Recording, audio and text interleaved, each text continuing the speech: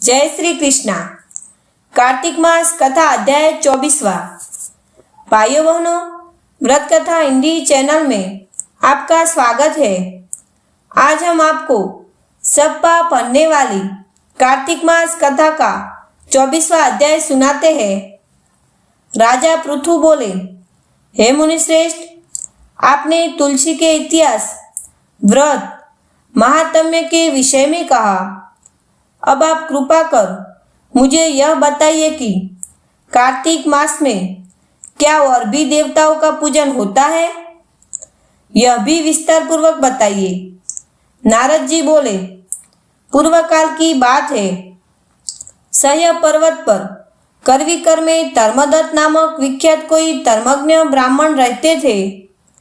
एक दिन कार्तिक मास में भगवान विष्णु के समीप जागरण करने के लिए वे भगवान के मंदिर की ओर चले।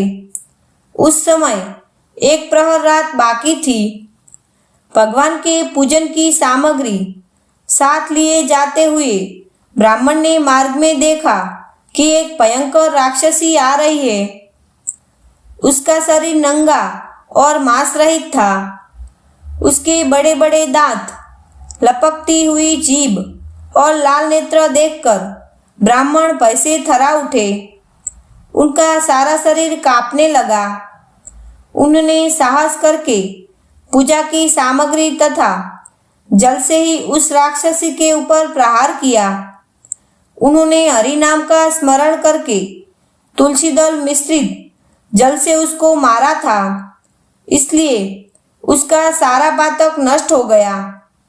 अब उसे अपने पूर्व जन्म के कर्मों के परिणाम स्वरूप प्राप्त हुई दुर्दशा का स्मरण हो आया। उसने ब्राह्मण को दंडवत प्रणाम करके इस प्रकार कहा, ब्राह्मण, मैं पूर्व जन्म के कर्मों के फल से इस दशा को पहुंची हूँ। अब मुझे किस प्रकार उत्तम गति प्राप्त होगी?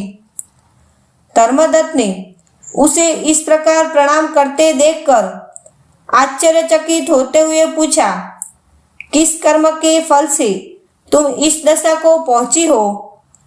कहा कि रहने वाली हो। तुम्हारा नाम क्या है और आचार व्यवहार कैसा है? ये सारी बातें मुझे बताओ। उस राक्षसी का नाम कलहा था। कलहा बोली, ब्राह्मण, मेरे पूर्व जन्म की बात है।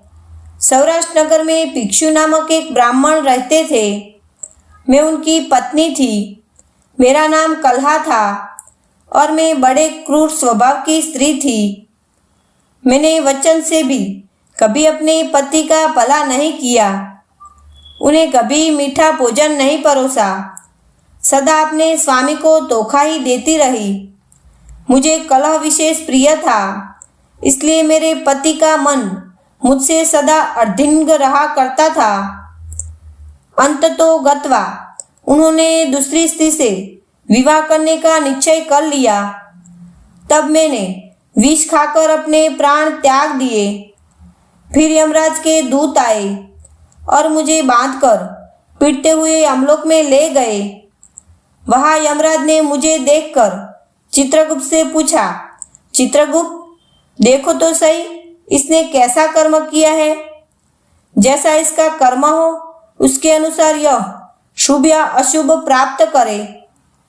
चित्रगुप्त ने कहा, इसका किया हुआ कोई भी शुभ कर्म नहीं है। यह स्वयं मिठाइयाँ उड़ाती थी और अपने स्वामी को उसमें से कुछ भी नहीं देती थी।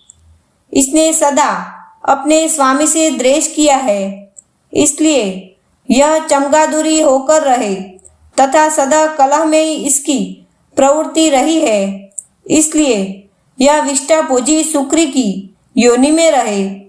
जिस बर्तन में भोजन बनाया जाता है उसी में यह सदा अकेली खाया करती थी।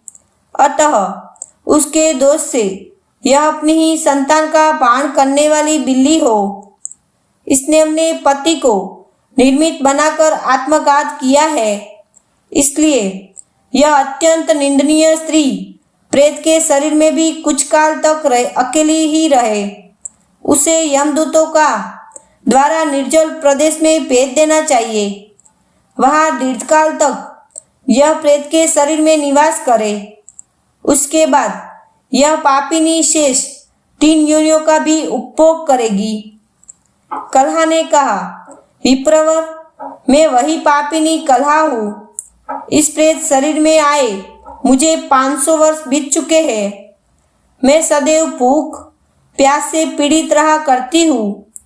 एक बनिए के शरीर में प्रवेश करके मैं इस दक्षिण देश के कृष्णा और वेणी के संगम तक आई हूँ। जो ही संगम तट पर पहुंची तो ही भगवान शिव और विष्णु के पार्षदों ने मुझे बलपूर्वक बनिए के शरीर से दूर भगा दिया। तब से मैं भूख का कष्ट सहन करती हुई इधर उधर घूम रही हूँ। इतने में ही आपके ऊपर मेरी दृष्टि पड़ गई।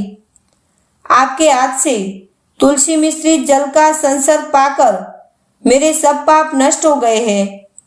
धीरश्रेष्ठ, अब आप ही कोई उपाय कीजिए। बताइए, मेरे इस शरीर से और भविष्य में होने वाली भयंकर 3 योनियों से किस प्रकार मुक्त होऊंगी। कलह का यह वचन सुनकर धर्मदत्त उसके पिछले कर्मों और वर्तमान अवस्था को देखकर बहुत दुखी हुआ। फिर उसने बहुत सोच विचार करने के बाद कहा, भाइयों बहनों, इसके साथ 24वां अध्याय पूरा होता है। हमारे वीडियो को शेयर जरूर करना, जिससे दूसरों को भी इस कथा का लाभ मिले। आगे का सब अध्याय सुनने के लिए नीचे डिस्क्रिप्शन में सारी लिंक दी गई है। जय श्री कृष्णा।